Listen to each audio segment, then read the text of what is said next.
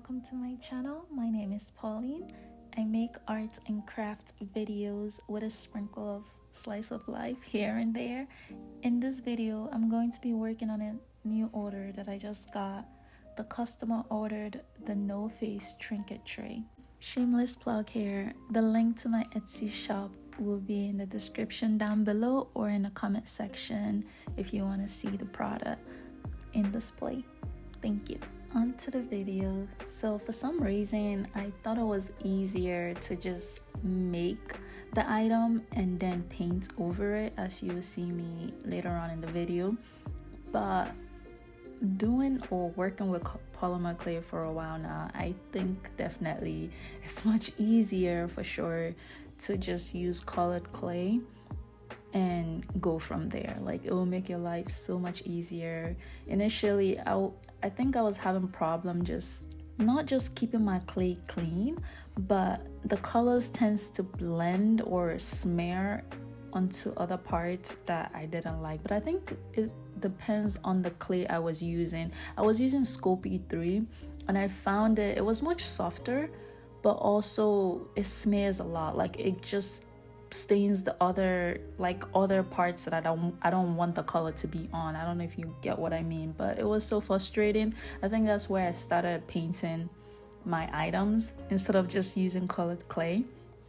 But now I'm using Sculpey 3, not Sculpey 3. I'm using Sculpey Primo, and I'm venturing out to use other types of clay that actually don't do that, and I think it's much easier for me now. So recently I have been using colored clay and not actually painting over the clay, which is so much work, honestly.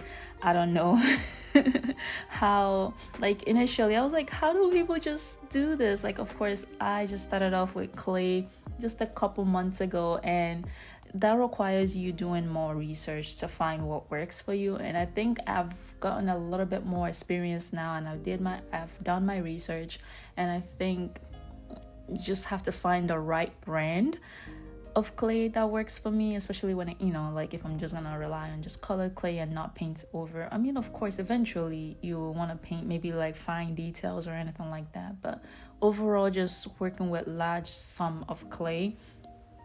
This whole item that I'm making, I legit could have done it with just colored clay and maybe done the face with paint the face and or the water, all that kind of detail. I feel like I could have achieved with just painting it, and everything else could have just been colored. But anyway, this is the finished product.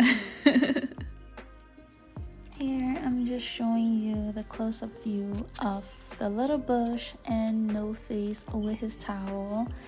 Onto the resin. I'm resining a freebie pin that I'm going to include in the order, and it's just a no face pen. I thought it was really cute. Just a side note, for anybody working with resin, make sure you protect yourself. Have gloves on, have the right face covering, have good ventilation as well. Sometimes I know the bottles say non-toxic, but you can never be too safe. There are other types of glaze you can check out, but I have always liked the effect resin always gives me. So here comes me struggling with packaging. I think this one was alright, but you see it later on. Giving you that ASMR packaging noise.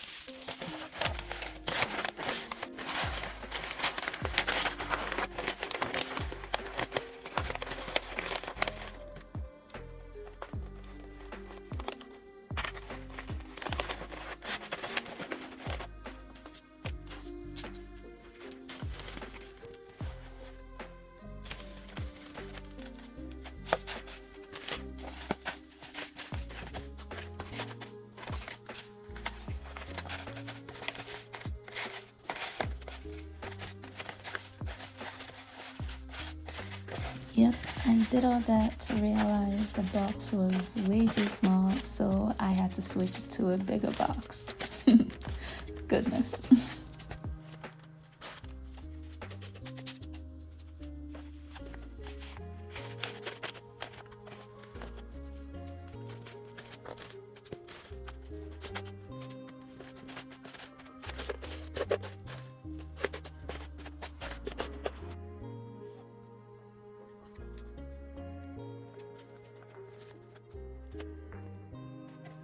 Yay, it actually fits and closed up. Shaking it to make sure it doesn't rattle too much.